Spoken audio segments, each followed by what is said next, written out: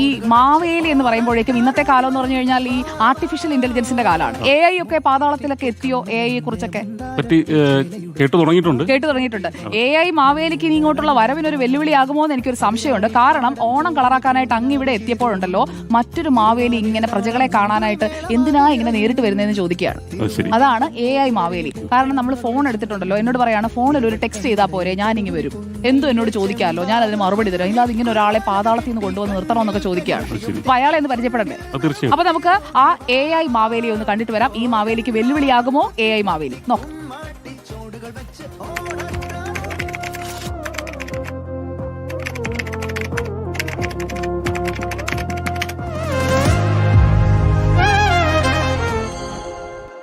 മാവേലിയെ തപ്പി ഇനി എങ്ങോട്ടും പോകണ്ട. ഒരു വിളിക്കപ്പുറം മൂപ്പര് തയ്യാർ. മിണ്ടിയും പറഞ്ഞു വിരിക്കാൻ മാവേലി ഏത് സമയത്തും കൂടെ കാണും.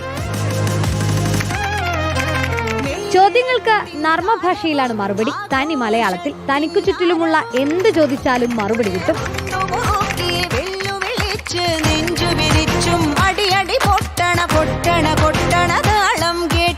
ഇതിപ്പോ എവിടെ നിന്നെത്തി മാവേലി എന്നാണെങ്കിൽ ഇതാ ഇവരാണ് മാവേലിയെ പാതാളത്തിൽ നിന്നും AI മാവേലിയിലേക്ക് എത്തിച്ചത്. ശരിക്കും പറഞ്ഞാൽ ഇത് നമ്മുടെ ഒരു ടീമിന്റെ ഒരു ആശയമാണ്. കാരണം എന്തുകൊണ്ട് നമുക്കൊരു AI മാവേലിനെ ഈ ഓണത്തിന് സമ്മാനിച്ചുകൂടാ എന്നുള്ളൊരു കോൺസെപ്റ്റിലാണ് നമ്മൾ. കാരണം ഞങ്ങളൊരു AI കമ്പനിയാണ്. അപ്പോൾ കുറച്ച് വ്യത്യസ്തമായിട്ട് നമുക്ക് എന്ത് പ്രോജക്റ്റ് ചെയ്യാം, ഒരു ഫണ്ണായിട്ടുള്ളൊരു പ്രോജക്റ്റാണ് ഞങ്ങളിപ്പോൾ ഇൻട്രൊഡ്യൂസ് ചെയ്തിരിക്കുന്നത് മാവേലി AI വഴി. അതുകൂടാതെ തന്നെ നിങ്ങൾക്ക് എന്ത് കാര്യങ്ങളും മാവേലിയോട് ചോദിക്കാം. ഇപ്പോൾ ഇന്നലെ നടന്ന കാര്യങ്ങൾ വരെ മാവേലി നിങ്ങളോട് വിശദമായിട്ട് പറയുന്നതാണ്. പിന്നെ ചാറ്റ് ചെയ്യുമ്പോൾ നമുക്ക് കിട്ടുന്ന ഒരു റെസ്പോൺസ് വളരെ ഫണ്ണി ആയിട്ടുള്ള റെസ്പോൺസ് മാവേലി കൊടുക്കുന്നു എന്ന് പറഞ്ഞ് ഞങ്ങളുടെ ഫ്രണ്ട്സും അതുപോലെ തന്നെ പുറത്തുള്ള ആൾക്കാരൊക്കെ നമുക്ക് അയച്ചു തരുന്നുണ്ട്. ഓണം കഴിഞ്ഞാൽ അപ്പോ മാവേലി പോകുമോ എന്നാണ് സംശയം. ശരിക്കും ഇത് എല്ലാവരുടെയും ഒരു സംശയമാണ്. ഓണം കഴിഞ്ഞാൽ ഈ മാവേലി AI പോകുമെന്ന്. ഒരിക്കലും ഇല്ല. ഞങ്ങൾ ഈ മാവേലി AIനെ ഓണം കഴിഞ്ഞാലും നിർത്താൻ തന്നെയാണ് നോക്കുന്നത്.